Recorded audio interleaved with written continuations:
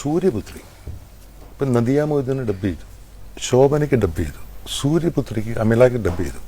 ഇത് 3 തൊട്ട് മുമ്പ് കാണാം ഭാഗ്യലക്ഷ്മി എന്ന ഡബ്ബിങ് ആർട്ടിസ്റ്റ് അവിടെ നിൽക്കുന്നു.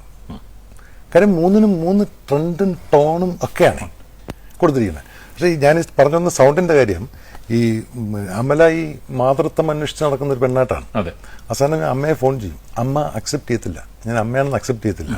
അവസാനം ഫോൺ വെച്ചിട്ട് രാത്രി വഴി കിടന്നൊരു പാട്ട തട്ടി നടന്നു വന്നിട്ട് ഹെൽപ്ലെസ് ആയിട്ട് ഇങ്ങനെ നിൽക്കുന്ന സ്ഥലമുണ്ട്. ആ നിൽക്കുന്ന സ്ഥലത്ത് മാത്രം ഞാൻ പറഞ്ഞ ഹെൽപ്ലെസ് ആയിട്ടുള്ള ജസ്റ്റ് ഫിനിഷായി കഴിഞ്ഞു പറഞ്ഞേ, അത് തട്ടി വന്നിട്ട് ഇങ്ങനെ നിന്ന് ഒരു സൗണ്ട് ഇട്ടു. പ്രിവ്യൂ കൊണ്ടിരിക്കുന്ന ആർട്ടിസ്റ്റ് ഈ ഹൂന് സിനിമ ആക്ച്വലി ഞാൻ ഡബ് ചെയ്തതാ. അപ്പൊ ഇതിപ്പോ ഞാൻ ആദ്യമായിട്ടാ ഇത് പുറത്തു പറയുന്നത് കേട്ടോ. ഫുൾ പിക്ചർ ഞാൻ ഡബ് ചെയ്തു.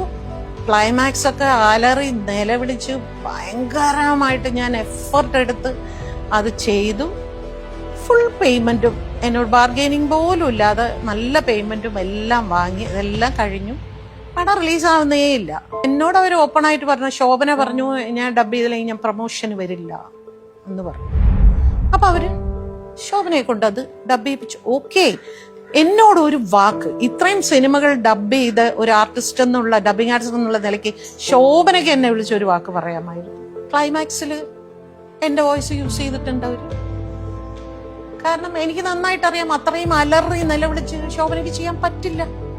കാരണം ശോഭനയ്ക്ക് അങ്ങനെ ചെയ്ത് എക്സ്പീരിയൻസ് ഇല്ല. ഡയലോഗൊക്കെ അവര് പറഞ്ഞിട്ടുണ്ടായിരിക്കും, പക്ഷെ അലറി നിലവിളിയൊക്കെ എന്റെയാണ്.